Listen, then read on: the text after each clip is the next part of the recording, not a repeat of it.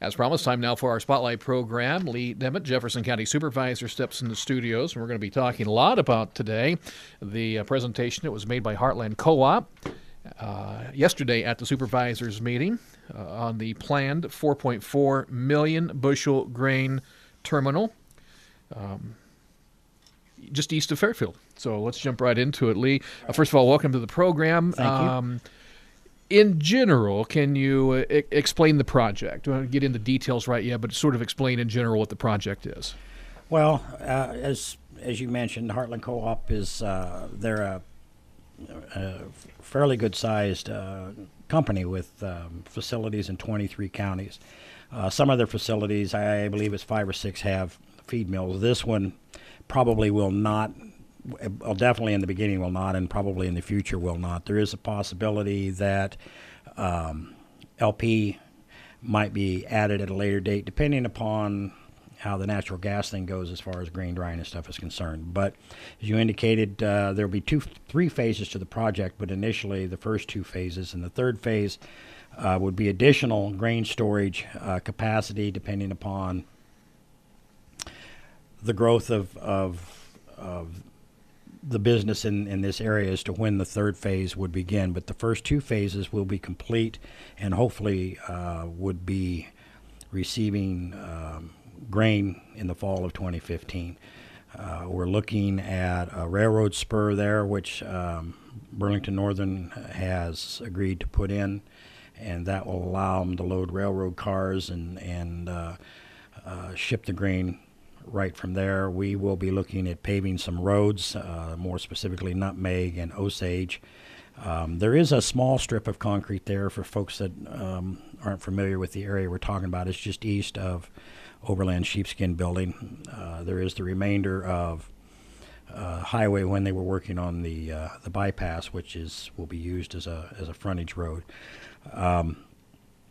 Approximately 6 full-time positions and quite a few seasonal help, and there is the possibility that 2 to 4 semis will be located there permanently as well. We're going to have to install some light mechanism on Nutmeg. For those that aren't familiar, there's a railroad underpass there that's fairly narrow. Well, it's not fairly narrow, it's actually real narrow. And there is some sight distance issues if you're coming from the south heading north. So we need to set the lights far enough back that would allow the vehicles coming from the north to be able to get through the underpass and back over without creating too much of a congestion. We had hoped that the railroad would be willing to remove that underpass and redo some things, or we could build the road up to the level of the railroad crossing and put in arm bars and stuff, and they weren't excited about that. As was indicated yesterday in the meeting, there is a possibility that as that underpass deteriorates, that if the railroad would have to go in and do something at that point, it may be widened, but that's years on down the road. There is a potential for 10 to 15 cents a bushel increases to what the farmers receive. Now that can be calculated or computed in several different ways. You look at not having to travel so far, so you save on fuel costs and that sort of thing, as well as the potential competition driving the cost of grain per bushel up to the producer. It was indicated yesterday that probably somewhere in the neighborhood of $1 million increase in revenue for local producers, and they would be serving a 6-county area. So I think that the potential is there. We would do what's called a TIF, which stands for tax increment financing, but the long and the short of it is we will capture the tax from Heartland Co-op, from nobody else but from Heartland Co-op, for the new construction, and that will finance the road improvements that we'll be doing on Nutmeg and Osage. Those roads would become concrete. We also will be doing some straightening on the intersection at Salina and the Pleasant Plain Road. 185th will be redone this construction season, but that was already in the works. So we'll be using STP funds and things of that nature for that.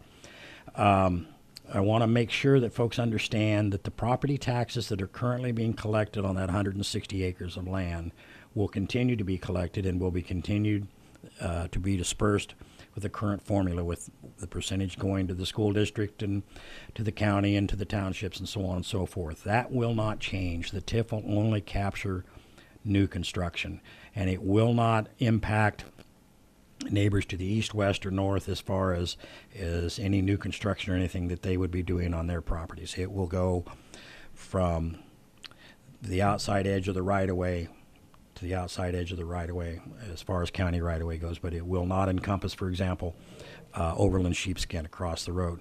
We probably will be redoing that intersection there. It's not real conducive to semi-traffic making sharp turns, so we'll try and widen that a little bit. But again, Heartland Co-op will be paying for that. They will also get a rebate on some of their taxes, about 23%, if you look at it in a percentage formula, over a period of 10 years. At year 15, because this would be a 15-year TIF, at year 50, or year 11, excuse me, for the next 5 years, the school district then would capture the excess.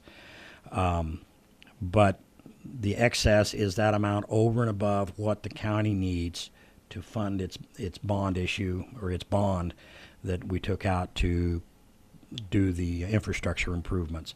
So those improvements will be paid for by Heartland Co-op through their property taxes, and nobody else's. Again, we're talking with Lee Dimmitt, Jefferson County Supervisor, about the proposed $4.4 million grain terminal, shipping terminal, which will be built on the east side of Fairfield, in the county, but just within a 2-mile halo of the city. And we're talking about a $25 million investment. The actual improvements on the property, the valuation is going to be somewhere between $14 and $15 million, and that's going to be the basis of the TIF, right? That $14 to $15 million. Right. Now, with Scott, the county engineer Scott, mentioned there's been some calculations that these improvements are going to be an investment on the county level of around $3.7 million. The tax, the TIF's going to capture around $340 million or $340,000 a year. Right. So that 10-year payoff on that whatever's bonded for this road stuff should sunset in about 10 years, right? The bond. Well, what if it? I guess the long and short of the question is what if that is paid off sooner than later? Then does the school benefit, or does the school have to wait till that 5-year period? Yes. That 10-year demarcation point. It will be a 15-year TIF, and the reason for that is because when Scott and I and Tracy sat down and with Heartland Co-op, and we looked at potentially where the assessed valuation would be, we wanted to come in lower than that to allow ourselves wiggle room. So we didn't really feel comfortable doing a 10-year TIF. So it will be 15 years, and it will play out just the way that it was explained.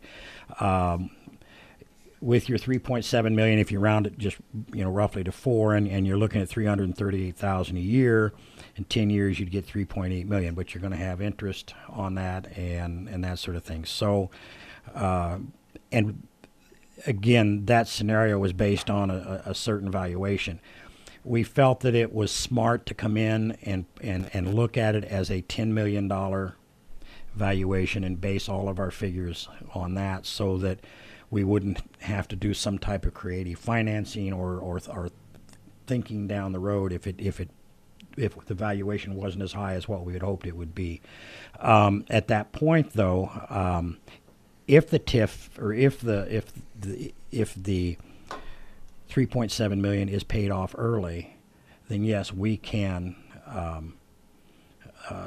Once that bond is paid off, then and they've got the agreement that we reached with them as far as their rebate, then everybody would collect their normal revenue.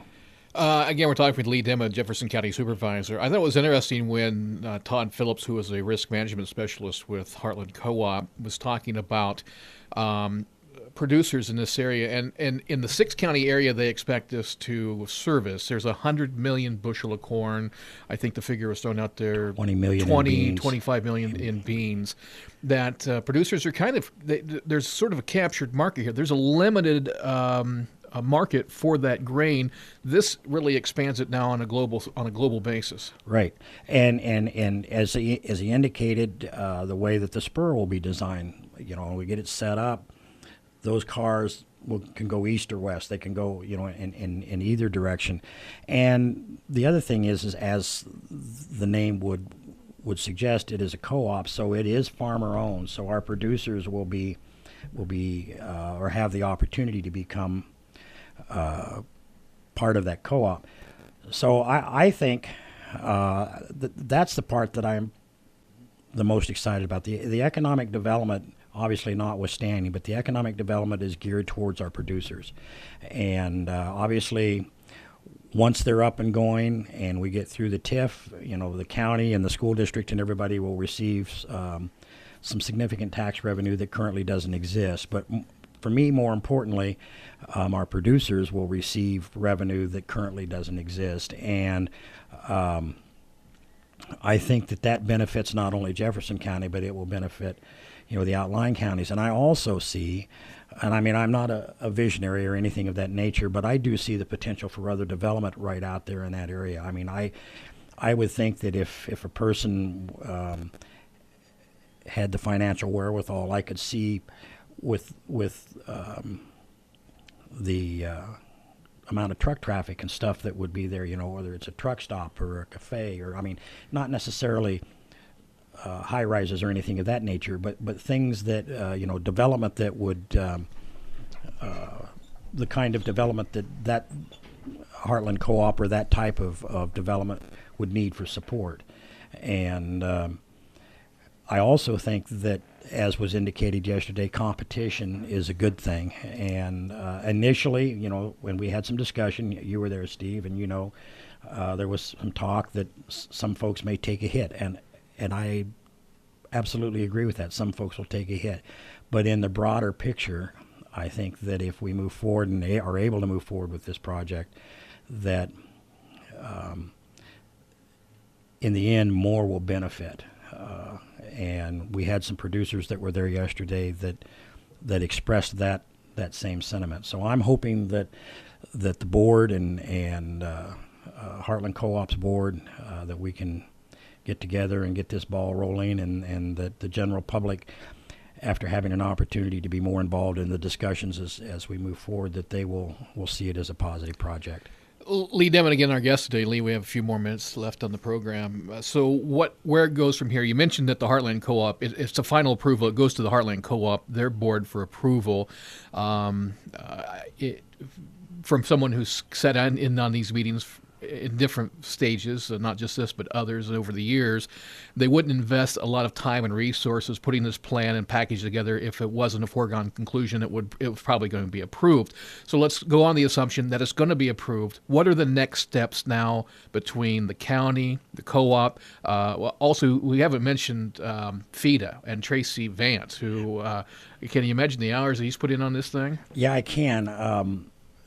Tracy brought me in on the project about 4 months ago, and just more or less to keep me updated. I was not a facilitator in any way, shape, or form, just more or less to keep me updated, and met with the folks from Heartland Co-op, and then Scott and I and Tracy did some road tours and stuff and looked at the roads and discussed the things. But we'll have to meet with bonding council. We'll have to meet with, we'll probably meet with Jeff Heil, who handles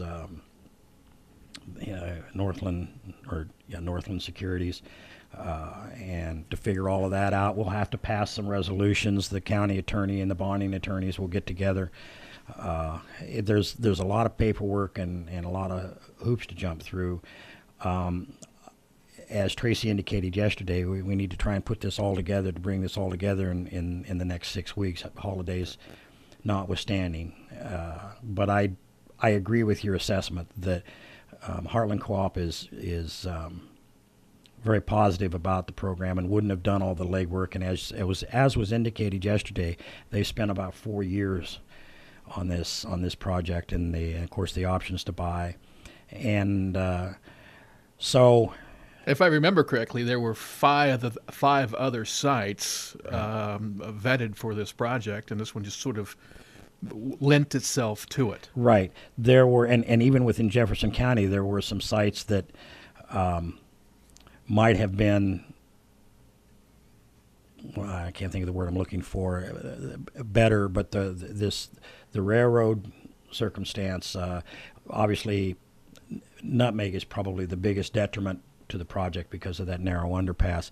If I may real quickly want to point out that this is 160 acres that they're purchasing, but approximately 150 of that 160 acres will stay in row crop.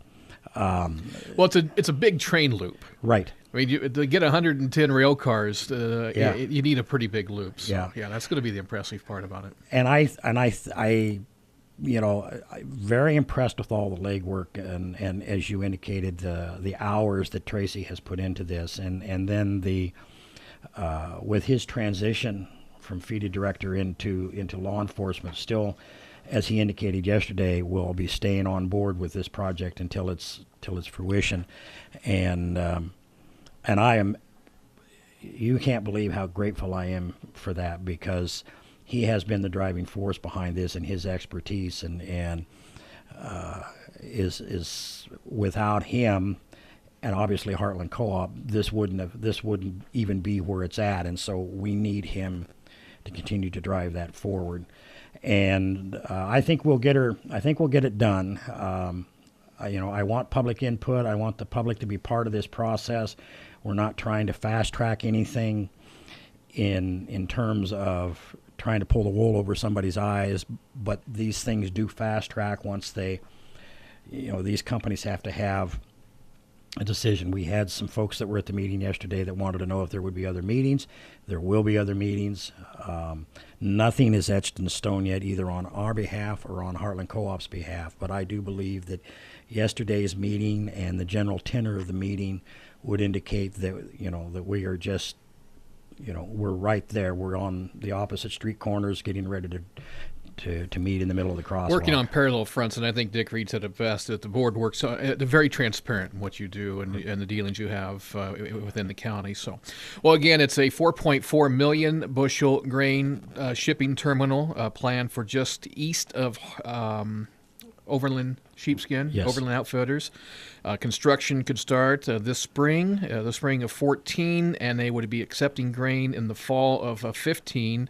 And it's very exciting, and congratulations to Jefferson County for nabbing this $25 million capital investment, which I guess Tracy mentioned yesterday might be the largest single capital investment in the last 25 years in the county. It is exciting, and one of the things that Heartland Co-op pointed out yesterday that I am also very grateful about is that they will use as many local contractors and as is possible to produce this project, of which one of the members of French Reinecker Associates was there yesterday. So I think it'll be good in many multifaceted ways for Jefferson County and for folks, in general. And I really am hoping that once they've had an opportunity to visit with us and visit with Heartland Co-op and with Tracy Vance, that any concerns that they have, that we'll be able to answer those concerns, and that they'll see it as a positive venture. Well, the other interesting thing, and you alluded to it, but in the Jefferson County alone, the added value that would be tacked on top of the commodities would be about $1 million a year. And this is because of shipping costs, competition, an estimated 10 to 15 cents per bushel bump in both soybeans and corn would make an infusion of $1 million a year into our economy, into the pockets of producers out there, and that's substantial. It is as far as when you look at my checkbook, it really is. And then you figure they're serving a 6-county area. Right. That's a lot of money being infused into the economy. And again, it's still up to passage. It needs to be approved by the Heartland Co-op Board of Directors, and then a few other legal ramblings have to be secured, and then first shovel of dirt will be turned over probably sometime late spring, early summer. I would certainly hope so. As I've said several times here this morning, I'm very excited about the project and all the hard work that Tracy and Heartland Co-op will put into this. And I do not believe that they would have been at our meeting yesterday describing their program and the process and their development and investing $20+ million in Jefferson County if they, as you indicated earlier, Steve, that their board wasn't ready to move on this project. We have about a minute here. The other thing I thought was interesting is the big picture has been looked at here. We talk about the improvements to Osage and Nutmeg, and those are being done, and the improvement out at Salina Road, Pleasant Plain intersection to make sure that there's minimal impact in the city of Fairfield. You Right. don't want these big No. 50-foot trailers full of grain coming down Burlington Avenue. So Absolutely not. It's really been researched and vetted out pretty well. It has, and that was again the bypass or the 4-lane and the on ramps and off ramps and so on and so forth. But you're right, and I say it was coincidence. But with 185th being redone this next construction season, they'll come off of Highway 1 across 185th, hit Salina and down Nutmeg. And yes, that was a design, and that's to Heartland Co-op's credit because they looked at the routes that they wanted to come. So kudos to them as well. All right, Lee Emmett, our guest here on the Spotlight program. Stay tuned. Mark is just around the corner here on 1570 KMCD Fairfield.